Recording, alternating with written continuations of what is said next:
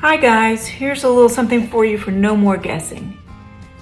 I always guess what size is my spine, what do I need to cut it? And I always have to go through the hassle of writing it all out and going through the rhythm of it. And so I finally just did it for all of them, and there they are. I'll just let you look at that for a second. That's my gift to you for putting up with my bad lights. Okay, I hope you've got that right now, right there. Okay, so that is my journal. No more guessing from me. All right, one other thing to show you is I'm gonna get ready to cut and make my cover. So I know I have 4 pages. My base pages are 7 by 9. I'm gonna cut my chipboard a little bigger, and I've decided a 1/2 inch bigger, right? 1/2 inch on both. 1/4 inch, it's just fussy. I'm just gonna go with a 1/2 inch. So 7.5 by 9.5. My spine, we just realized with 4 pages, is gonna be 3 inches. And my hinge, when I get to make that, I want it a little smaller than my base page. So 6 3/4. If it's 9 on the other side, 8 3/4. So that's my math and my mojo. So I'm gonna make my cover. Enjoy, guys. Alrighty, don't pull out a scrap. I did. Surprised that I had it. Cut it to 3 inches. When you cut your other chipboards to the right length, you're gonna have enough extra, most likely, to cut a 3-inch spine, and it'll already be the right length. So look, when I cut this one down, I don't on this side. Well, that might be 3 inches right there. I don't know. But when you cut the other edge, you definitely got the 3 inches. See? And it would be the right height right there. So save yourself some cutting. Alrighty, so these are my chipboard covers. I did not want to cut it with my regular cutter, but I don't have a choice. This is the only one I have. I do have an extra blade though, just in case. So that's standing by. But it did cut my papers to cover this thing, so no problem there. All right, there they are. Always keep your scraps. All right, we're in fast forward, but all I'm doing is leaving 2 inches before I start my gussets. You need a 1/2 inch for your gusset, and now we're getting going with pages. The hinges are 1 inch thick, so 2 of those makes 1 page. And then from there, you need another 1/2 inch between pages, and then another 1 inch. Isn't 1 inch easy? Another 1/2 inch, then another inch. I'm going over it twice because it's a new stylus. Another 1/2 inch, and then another inch. And look, I have 1 inch left. What to do? What to do? Alrighty, I'll tell you what to do, or what I did anyway, and it worked. I had a scrap sitting there. I pulled it over and thought, I'm just going to glue it on. I just need a little extra space, right? So I just glued right on top. Could have done it on the bottom. I don't guess it would have mattered. My glue's all clogged. But yeah, just put a little glue, tried, on there, and then just laid that piece of paper on. I just needed a 1/2 inch for my gusset, right? So smoothing that out, I'm just going to cut it off with my scissors. You never know when you start the hinge if you're going to have enough space or not. And sometimes you just need a little more. So there we go, back into the scoreboard. So I'm just putting that on an even number because I know I need the one more, or that gusset, right? And then there's your space, your 2 inches. Perfect. So let's keep going, apparently. I was getting ready to be quiet. Okay, fold it up where your inch spaces are. Fold it down, fold it both directions. I'm using my scoring blade there to score it with, just to burnish it well. But every one of those 2 inch segments is a page. I just love doing with 1 inches. The math is just a no-brainer. So also with all the spine sizes I gave you, take into consideration I was using a 1/2 inch gusset when I was determining the spine sizes. So yeah. So if your gusset is smaller, your spine's going to be smaller, right? All right, there they are done. I'm getting out of frame. I'm sorry. There we go. But there's our 4 pages, right like that. All right, let's grab glue. I've never used glue before, but I just don't have my tape. So on the back of one side of the hinge, and we're just going to glue them together. This really worked out very well. I hope it's as strong as tape. I hear it's stronger. I just don't know. I've always used tape, so this is new for me. But yeah, just glue on your back of your hinge, and then it just folds together like butter.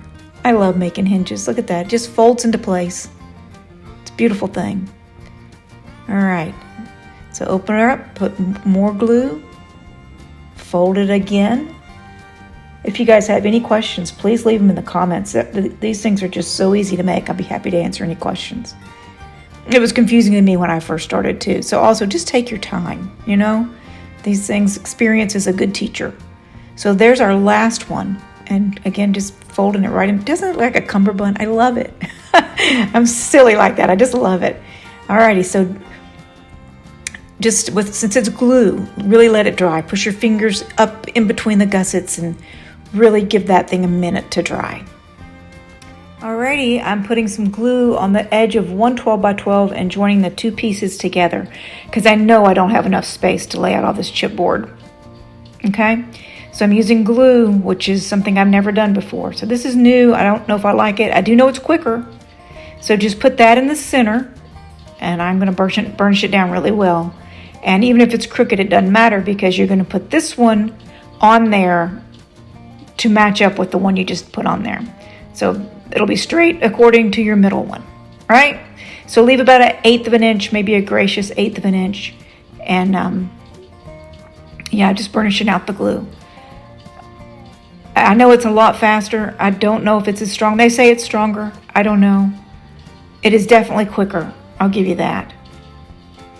Alrighty, so just want to get it burnished down well on both sides because I don't know, I've just never used glue.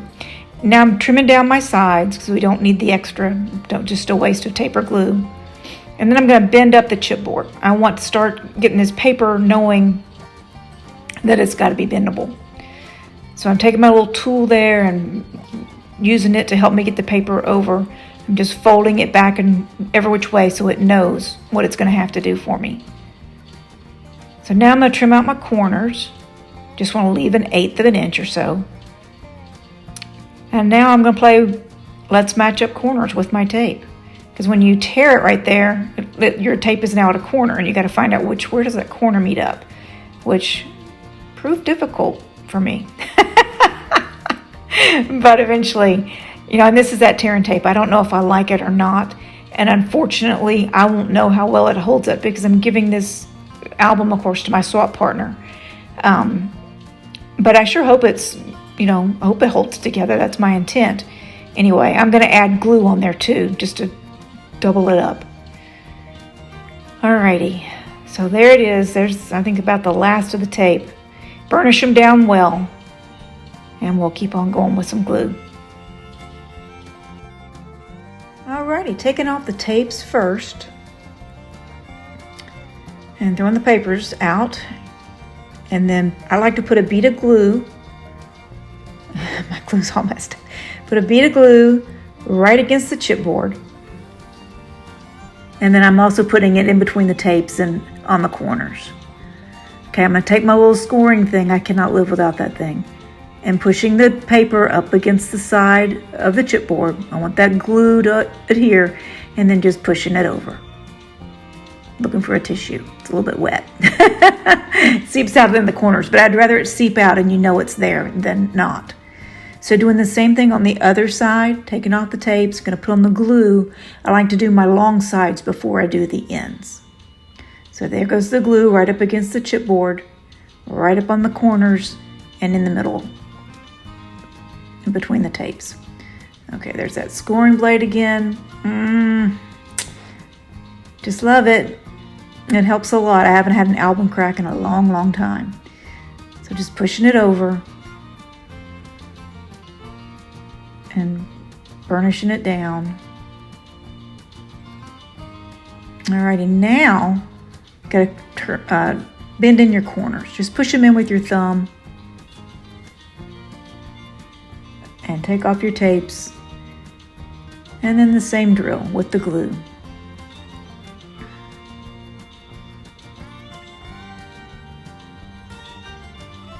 Yeah, this method I've found is it just works really, really well.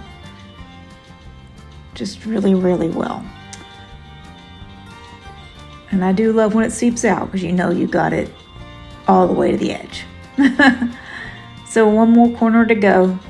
So bend in the corners. Did a little bit better job on this end than I did on the other end, but it all works out just fine. Don't sweat over that, really. All right, taking off the tape and adding in the glue.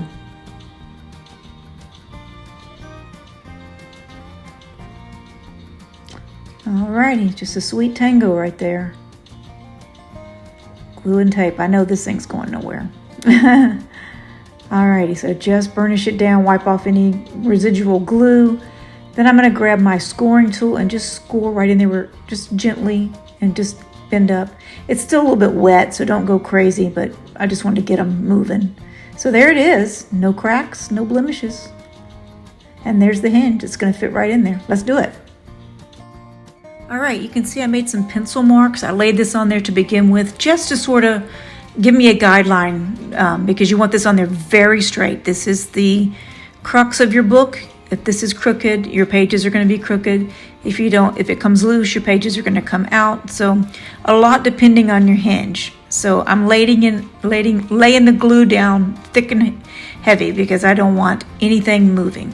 So using my lines, getting that thing right in the center of the hinge, or right in the center of the spine, and just laying it down, running my finger up in between every gusset, and really just giving this thing time to dry, because it's glue and this is an important step in the album making. So take your time with this one.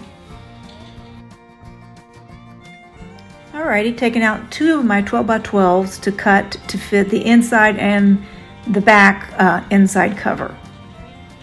So 7x9 on both of those, and these will both protect the hinge as well as make the whole inside of the album look prettier.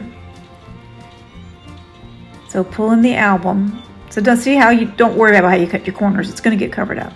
All right, that's not pretty right there. So go ahead and burnish. You gotta see what I'm doing there, because now that you put the hinge in, that's another layer of paper, and so you have to score that again very lightly several times and get that to bend. And remember, it's still a little wet with the glue on the hinge. So, but yeah. Alrighty. So now, although these papers are not going to cover up that bending line, I could have done it, put the papers on there, but just one step at a time, right? So putting glue on those, this is not a big deal. This is just tidying up right here and protecting your hinge, because that's covering your hinge. That's a good thing right there. So burnish it down. This has really been fun to make. I look forward to I ordered some paper from Amazon, beach theme, and it'll be fun to decorate this thing. And when I finish it, I will upload it to YouTube. So there is that. We're just about done with this whole process. And I can't believe it. I'm ready before the swap really gets going. I just talked to my swap partner today. So how about that? I'm already ready. Alrighty, you guys enjoy, and thank you for watching.